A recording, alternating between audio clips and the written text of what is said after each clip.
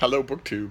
Several of you have mentioned to me in emails and texts and whatnot that you would like an extra comic book video a week if I could manage one. and I'm glad to oblige.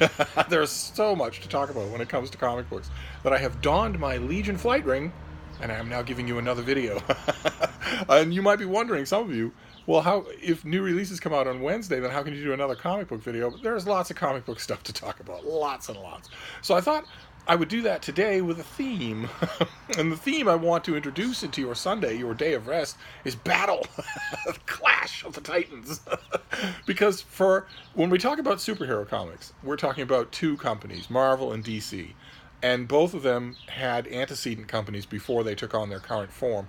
And for the whole of that time, from the 1930s and 40s onward, a staple of superhero comic books has been not so much superheroes fighting bad guys as superheroes fighting each other.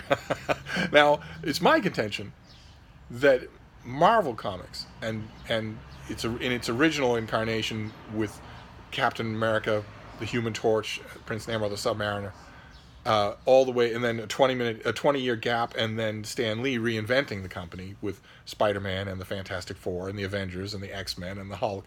It's my contention that Marvel Comics, more than DC, has had superhero versus superhero in its DNA from the beginning.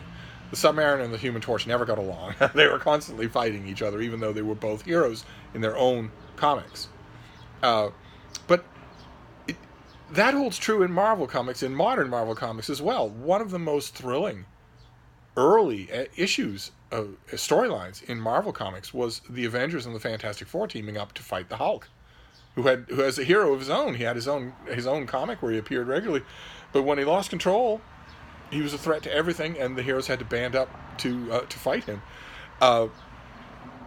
It's my contention that DC Comics, the home of Superman and Batman and Wonder Woman and the Flash, hasn't really had that DNA. DC Comics have had many heroes guest starring with each other, even sometimes in competition with each other. But it's only been in modern times, after Marvel became ascendant in comics, that DC heroes started fighting each other on a regular basis. They didn't do that before. What you would get before is something that's, I think, was for a long time most famously typified in Superman number 199, this issue, where Superman races the Flash, and you can see it's all collegial. Their superhero friends are cheering them on from the sideline, and the question is just in answer to questions asked by millions of fans, who is faster, Superman or the Flash? In this issue, you know you're not going to get an answer, and you don't. Superman and the Flash are racing for charity. They're going to run around the world a few times. They've agreed to reduce their speed and engage in an obstacle course. And they have all sorts of adventures with great artwork by Curt Swan and this fantastic, iconic cover by Carmine Infantino. But that, for a long time, was the tenor of what you would get with DC heroes. So we're mostly going to be talking about Marvel superheroes here, with only two big exceptions. one sizable exception and one enormous exception. But when it comes to Marvel Comics, the thing you want to look out for, the X factors that are involved, are two. It's not so much why they're fighting. The why they're fighting is always a very short menu. One of them is mind controlled. Both of them are mind controlled. In lame instances, one of them is an imposter. Sometimes they have conflicting aims that have to be sorted out. They're on really the same mission, but they don't realize it, or are spurred on to protect a loved one, or something like that. The list is very short. In real life, if superheroes really existed, you wouldn't need a list. They'd be fighting each other and destroying property all the time. But in comic books, you need a list, and it's very short. The question really in comics isn't so much why they're fighting as who's fighting. Because Marvel does one of two things, obviously. They will often have teams fight, but when they have heroes fight each other, you either have an even match or you have a drastically uneven match. And Stan Lee used to love monkey-wrenching, drastically uneven matches. He would get letters from fans who would say, for instance, I love Benjamin J. Grimm, the Thing, the super strong member of the Fantastic Four, armor-plated, invulnerable skin, and the ability to lift, according to the official handbook of the Marvel Universe, 85 tons. and you'd have 8 and 10-year-old fans writing into Stan Lee and saying, who would win in a fight between the Thing and Daredevil? Daredevil is a blind attorney named Matt Murdock who has super senses, and that's it. That's it. So he in a fight that was done realistically, his superpowers would give him the ability to know with infallible accuracy when the Thing's pulse rate was going up right before the Thing punched him and turned his entire body from head to toe into liquid. But it didn't matter to fans. 8-year-old boys would write in and say, could Daredevil take the Thing? And Stan Lee didn't want to ruin anybody's day, ever. He would occasionally be categorical. His famous quip in the 1960s was, if somebody dropped an atom bomb on the Thing, it would kill him. If somebody dropped an atom bomb on the Hulk, he would throw it back. that was his famous line. But even then, the fights between the Thing and the Hulk were legendary and went on all the time, despite the fact that Stan Lee himself had said there would be a clear winner. And later writers in Marvel Comics, one later writer in particular, came right out and said it in an issue. Against the Hulk, the Thing cannot win. But the fights kept happening, and they weren't always knockouts. And Stan Lee used to love to do that. He used to love to mismatch characters against each other. Like, for instance, Daredevil fought Prince Namor the Submariner, who can lift 85 tons, just like the Thing. He's invulnerable, just like the Thing. He can fly. He's been fighting nonstop for 60 years. There's no chance on Earth whatsoever that Daredevil would have any chance against him at all. But Marvel has tended to like to do that. So you will get drastically uneven fights that are dragged on forever and ever. Some of them annoy me. In fact, a great many of them annoy me because I'm a continuity freak. I'm an internal consistency freak. So when you have the Punisher take on major figures in the DC universe just because the Punisher is considered cool, just because he's had movies, just because fans love him, he's a thug with a gun. He should have no chance whatsoever against most of Marvel's superheroes who fight thugs with guns before breakfast. Same thing, only 10 times worse, about Wolverine. Arguably Marvel's most popular character after Spider-Man, who is a mutant, who has a healing factor, and he has an adamantium. He has a super powerful metal skeleton, and he can extend razor-sharp claws out of his knuckles that can cut through any kind of metal, any kind of material substance. They are this adamantium metal. Those of you who know the Black Panther movies will know it from the movies. It can cut through anything. Wolverine is a normal man, aside from those powers and some super senses.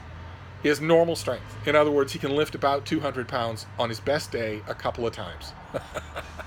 And yet, we have seen Wolverine go toe-to-toe with every Marvel character. And the strong implication in those fights is that there's a chance he would win, when this is absolutely absurd. I know you Wolverine fans out there are going to bridle, but that's absolutely absurd. Picture a toddler. It's a little kid who has just learned to walk without holding onto furniture. So, a little toddler. Still putty muscles you can stick your fingers in. Still no hand-eye coordination. Still slow. All of it. I'll picture all of that. Give that toddler an unbreakable skeleton. And then give that toddler razor-sharp knives. Knives that can cut through anything coming out of their knuckles. You, as an adult, do you have any doubt in your mind at all that if that toddler had those abilities, you could still beat that toddler in 2 seconds? No, you don't. No, you don't. You're still 100 times stronger than that toddler, so it doesn't matter. The knives don't matter at all. And that is absolutely true in Marvel Comics. Oh my God. 10 times over. If you take Wolverine's adamantium claws, let's say you have them yourself, and you walk up to a U.S. battleship, tempered steel, armor plating on a U.S. battleship that's docked in New York. If you walk up to that thing with your razor-sharp adamantium claws and you swipe at it, you might scratch it, but that's all you'll do. Because it doesn't matter how sharp your adamantium is, it matters how much strength you have behind it. Right? If you put a little pontoon lagoon boat from Florida, if you brought that to the Arctic with an Arctic ice-breaking shield on it, you wouldn't break any ice. It matters the power behind the thing, not the thing itself. So it doesn't matter that Wolverine's claws are adamantium and can cut through anything. Wolverine still could not wound the thing. because the thing is armor plated. He can take artillery shells without hurting him at all. Wolverine would need to bring to bear a lot more strength on those adamantium claws than he can in order to hurt the thing, and yet routinely we see that happen. Routinely. With the thing and anything else, it's ridiculous. Wolverine has become this unbeatable character in DC Comics, or in Marvel Comics, which is absurd, and that is why he is not in this list, even though he's fought every Marvel character a million times. Even so, some of my favorite fights between Marvel superheroes have been uneven. It's kind of unavoidable. Some of my favorite issues have been that way. Like, for instance, this one. This is Spider-Man 71. And some of you may know, you'll know the character, you might not know the appearance. That's Quicksilver. This is Spider-Man versus Quicksilver. Quicksilver decides in the course of this issue, which is gloriously drawn by John Romita Sr. Just look at those panels. Oh my. Quicksilver decides to bring Spider-Man in for some reason to renovate his personality or his reputation or whatever. I don't know. This is not the Quicksilver from the X-Men cartoons. This is not the Quicksilver from the X-Men movies. This is a superhero, an Avenger in his own right, and he runs super fast. He has normal strength, but he is super fast, and he has a super fast metabolism.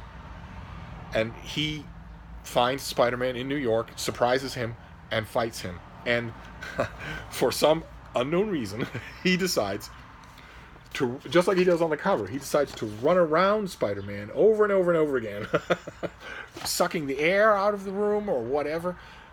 This, despite what you might, Spider-Man is super strong. He can lift 10 tons over his head. And he's super fast, not nearly as fast as Quicksilver, but still super fast. He does not have any kind of accelerated healing factor, and he's not invulnerable. He's a normal kid, a normal teenager, who can stick to walls and lift 10 tons. In other words, in a fight between Spider-Man and Quicksilver, Quicksilver would win, and he would win very quickly. Because, as he says in this issue himself, he could simply clock Spider-Man on the jaw, in the eyes, at the temples, on the ears, in the solar plexus, hundreds of times, without Spider-Man being able to even know that it was happening, much less try to stop it. It would be over. Spider-Man is not invulnerable. He would lose instantly to Quicksilver. But he doesn't. Instead, he wins. And this is the thing with Marvel's uneven issues, is that you don't know who's going to win. Another very uneven... that one irritated me, because internal consistency says that Quicksilver would easily win, and he doesn't. Instead, he loses. Because it's Spider-Man's comic. I understand that. Years and years later, decades later, the writer Mark Waid had a 2-issue series where a freshly thawed Captain America, in Marvel Comics Captain America from World War II, enters suspended animation in a block of ice and is thawed out in the 20 years later, and joins the Avengers. And in this 2-part issue that Mark Waid wrote, and that's drawn, who is this drawn by? The artwork is fantastic. It's not Steve Epting. It's Ron Garney. It's drawn by Ron Garney. I think I've mentioned it on this channel before. I love it. In this issue, Captain America has just thawed out, and he's being shown around Manhattan by Iron Man, who is Tony Stark. He's in super-powered armor, super strong, can fly, can blast energy beams out of his gauntlets. In other words, on paper, drastically outmatching Captain America, drastically more powerful than Captain America. And in this 2-part issue, one of the standard rubrics is used, and Tony Stark's Iron Man is mind-controlled and suddenly turns against Captain America. And Tony Stark still has his thoughts, even though he can't control his actions, and he's just assuming that he is easily a match for someone that he calls an acrobat in a flag.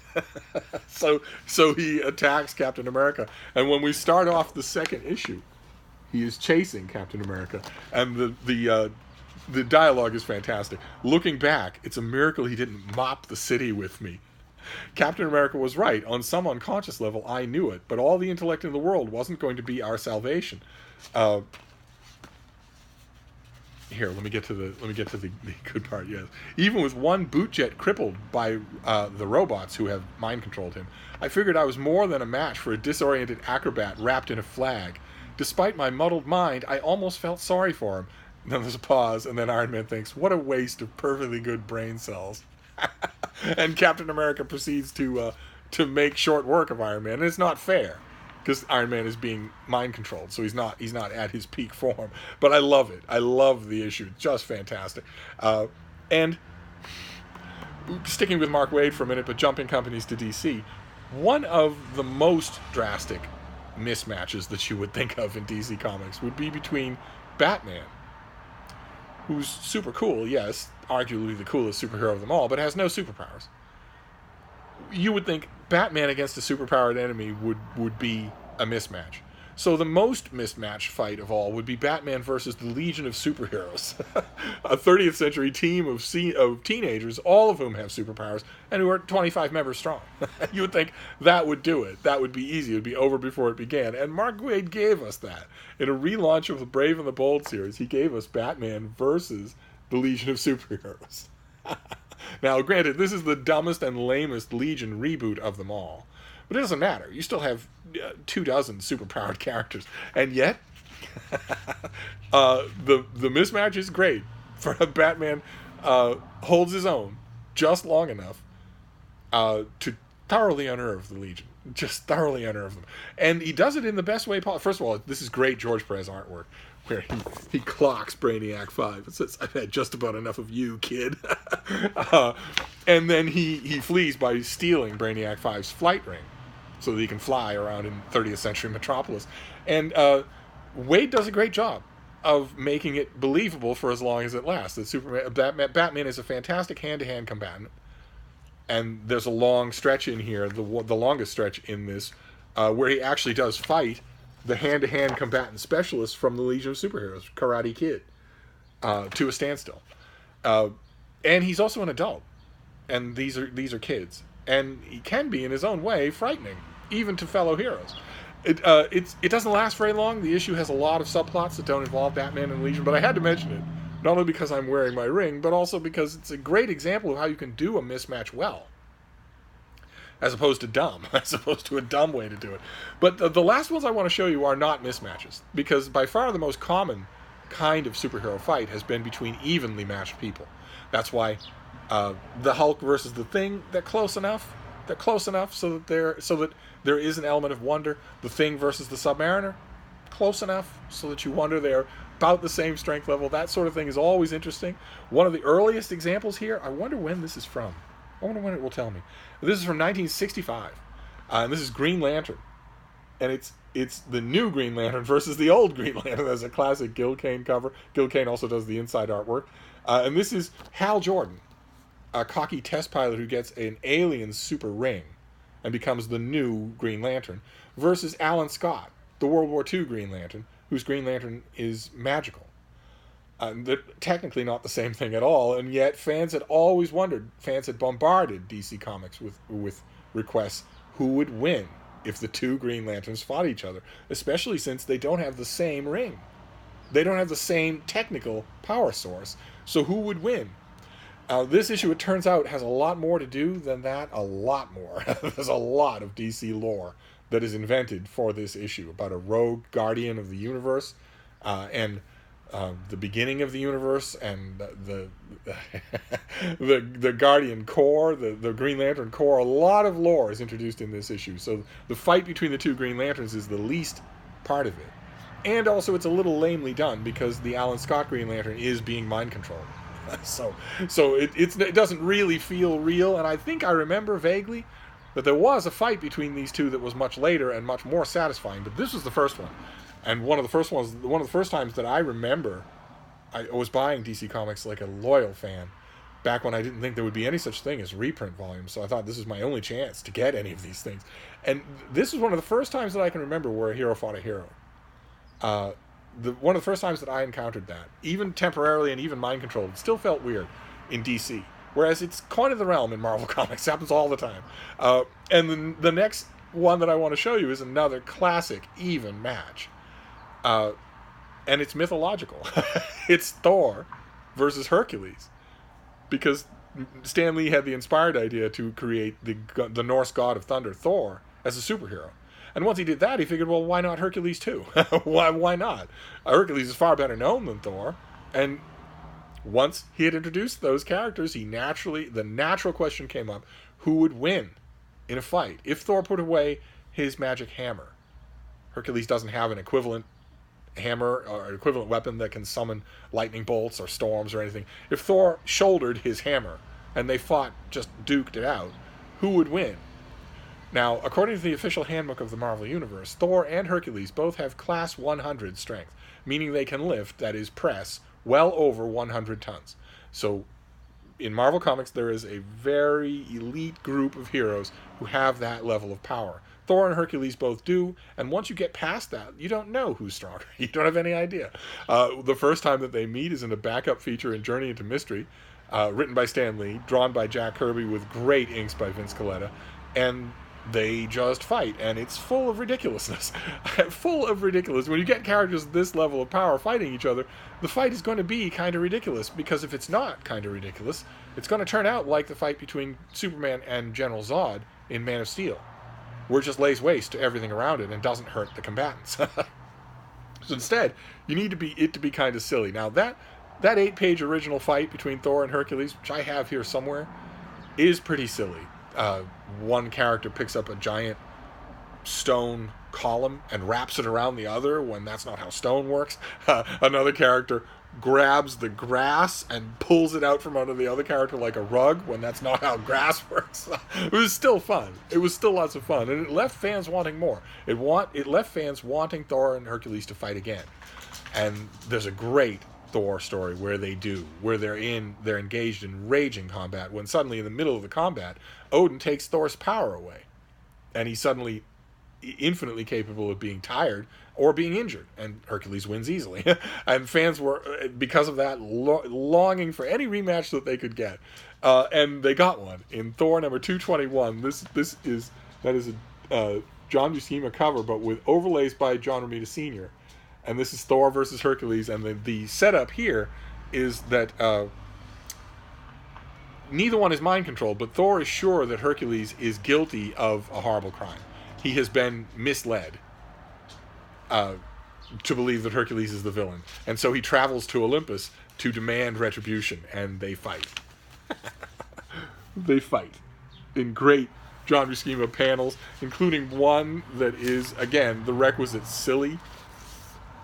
If you punch somebody, they don't do that. That doesn't happen. But it doesn't matter. And once again, of course, this is a stalemate, because Thor is not using his hammer to summon storms or flash energy bolts.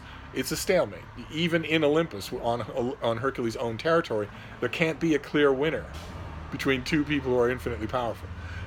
And when it comes to superhero battles, my personal favorite, is a stalemate. And I want to bring it up before we go to our last example. This is my favorite of them all. This is from a long time ago. This is Defenders number 10 with a great John Romita Sr. cover. This is Thor versus the Hulk. Thor has class 100 strength, and so does the Hulk.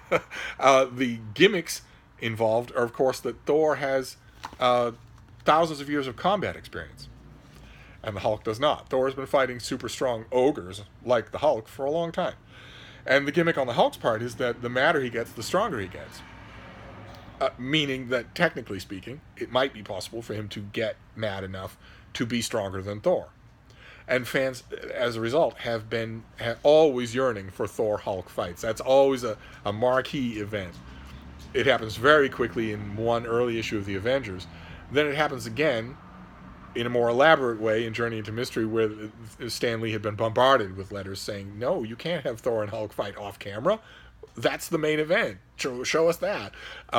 This was the first time in a long time that they had fought just directly. And neither one of them is mind controlled. They are both, this is part of the Avengers Defenders War. And it's the climactic chapter of the Avengers fighting the Defenders. But the classic innovation for this storyline, which went back and forth between Avengers and Defenders comic books, was that the teams don't clash en masse. Instead, their individual members do. And a lot of those clashes are very uneven. You have the Submariner versus Captain America. You have Doctor Strange, who's the Sorcerer Supreme, against two acrobats, the Black Panther and Mantis. People like that, matches like that, Iron Man versus the Silver Surfer, or Iron Man versus Hawkeye, the Archer, the Silver Surfer versus the Vision, these things should not take long. The one matchup that was always going to be terrific and even was the one they saved for last, and that was Thor versus the Hulk. And fans of both comic series knew it was coming and waited eagerly for it back in, do I even want to know? 1973. Oh, good Lord. And this is written by Steve Englehart and drawn by Sal Buscema. And in it, this is the final thing where Thor and the Hulk are fighting over a MacGuffin. They are not mind controlled. They are both sure that the MacGuffin belongs to them, and they just let it go. Steve Englehart actually writes. What does he write? Would you agree that in the realm of comics, these two beings are the best there are, the only true titans? Then let the clash begin, and that's it. That's all. It's just as simple as that. They just start duking it out. And again, if Thor is fighting all out to thwart the Hulk, then he would fight all out. He would use his hammer. He would use his elemental powers. He would use his Asgardian energy. He doesn't do that. Instead, they fight physically, and the fight comes down to a stalemate. The fight comes down to them grappling arms together and then just holding that position. That's all they do, is hold that position. We're told, what does the narration say? 10 minutes they hold their pose, each straining futilely to break the status quo. 20 minutes they hold, 30 minutes, 1 hour. They just hold that position for an hour. And yet, back in the 1970s, I found that curiously satisfying. I would like to have seen them duke it out for the whole issue. I felt a little bit ripped off that it wasn't longer than that. Half the issue is deliberations between the two teams realizing they've both been had. When I think that could easily have been shoehorned into 2 pages and have most of the issue be Thor fighting the Hulk. But instead, they come to this grappling standstill, and I found it more satisfying in a way than them laying waste to the city or to either one of them winning. Because winning can be problematic, to use the odious 21st century word, because if one of the characters wins under optimal face-to-face conditions, then forever afterwards, fans of the other character are going to feel like they're rooting for the underdog, the loser. And that's not what comic companies used to want to do. With one exception. with one big, huge exception. The most famous battle between two superheroes that has ever been, the most iconic one, the most influential one, happened between the 2 most famous superheroes. I guess that was inevitable. And it's happened a few times, but this time was iconic. This time was an absolutely iconic touchstone of comic books. A long time ago in the 1980s, the writer Frank Miller, who is he's a few skateboards shy of a full park, let's put it that way. He went to DC Comics with an idea for an Elseworlds story, DC's umbrella of imaginary stories that are not part of the normal continuity of their comics, in which we see a Batman 20, 30 years from now, a Batman who is in his mid-50s. He's broader, he's thicker, he's older, and he has long since given up being Batman. He hasn't been Batman for a decade, because he's disillusioned with the world, and the world is disillusioned with him. In fact, all of the marquee superheroes for DC Universe have either gone into hiding or been co-opted by the government. It was called Dark Knight Returns, this series. It was a four-part miniseries. I heard it advertised, and then I bought the first issue, and thought it was amazing. Just blew me away. Just absolutely blew me away. I remember reading the first issue and thinking, if Frank Miller actually finishes this, and all 4 issues are as good as this, people will be talking about this comic forever. I had no idea how influential it really would be, but I was immensely pleased. And then the second issue came out, and I got my first hint. The second issue, just a couple of panels of the second issue, but I got my first hint of something I should have seen coming a mile away, which is that Frank Miller, if he views Batman as the ultimate arse-kicking underdog, would have a villain in mind, and that villain would be Superman. That Frank Miller's Superman would be a fascist lickspittle, a lapdog of dictators and a spineless quisling of any authoritarian government. I should have seen that coming, but I didn't. Second issue was just a hint of it. Third issue, it's there in full-blown gaudy glory that this Superman is a character we're supposed to hate. This Clark Kent is a character we're supposed to hate. Someone who is schmarmy and official and doesn't like Batman and prefers order to justice. All the sorts of things that I was shaking my head the whole time. And I was thinking, oh no, this thing really is. I at the same time that I was shaking my head about that characterization of my favorite superhero, I was still acknowledging, oh my god, these issues are, if anything, better as they go along. This is going to be immortal. This is going to be one of the greatest comic book events of all time. And I was right. And it just kept getting worse. And around the beginning of the third issue of this 4-issue miniseries, I realized something right away. I realized, oh my god, this miniseries is going to end with Batman fighting Superman. And that's what happens. And that's the superhero fight that I want to end with. The most iconic, most famous superhero fight of them all. It's had its own comic book adaptation. It's had its own animated series adaptation. It was very much the inspiration for the big screen movie, Batman vs. Superman, Dawn of Justice. I'm pretty sure that in our lifetimes that will be the only time we will ever see a big screen Batman fight a big screen Superman. And it very much takes from this particular issue. This is issue number 4 of Dark Knight Returns. This is in a hardcover. I got a hardcover slipcase of all 4 so that I could have the individual issues. I found that was a really good way to read it, is with individual issues rather than as one graphic novel.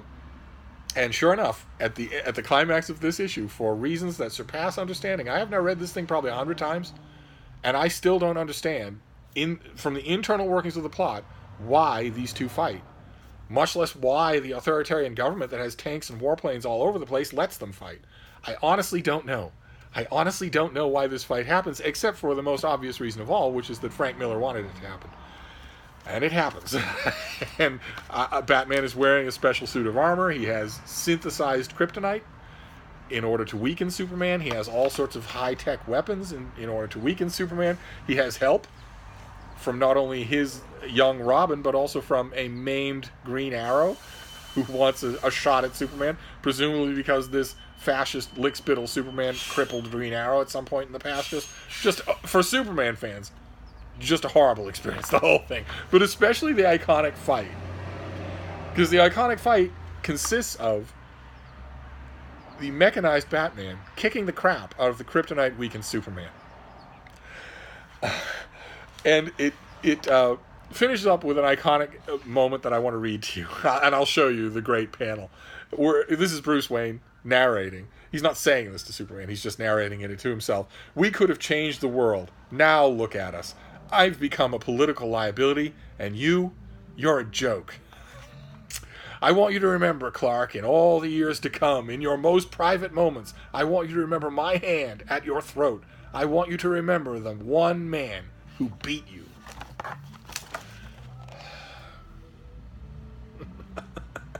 In all its glory. That's pretty bad. For a Superman fan, for Frank Miller to not only characterize Superman that way, but to do it in a work of such surpassing genius, that's pretty rough. That's pretty rough. And that has largely stayed the writ gospel of DC Comics ever since. Even though this is an Elseworlds tale. This is not official canon. It doesn't matter. It changed everything. So we're gonna end on that bad note. We're gonna end on my favorite hero getting the crap kicking out of him by a Frank Miller Batman. Talk about an uneven match. But at least this one, in the context of the comic, is believable. Marginally believable. It's marginally believable. It doesn't make a whole lot of sense. If Superman really wants to fight Batman, he doesn't have to get within 20 miles of him to win. But even so, it was so well done that I had to finish with it. It is, of course, the number one thing. There have been a million other examples that I could come up with. We could do superhero battles all year long. But I want to do this just as a fun theme. That's all. For your extra issue of Comic Book Wednesday. But I'll be back. I promise I won't natter on about comics every day. I'll be back on Wednesday to talk about new comics. And I'll see you then.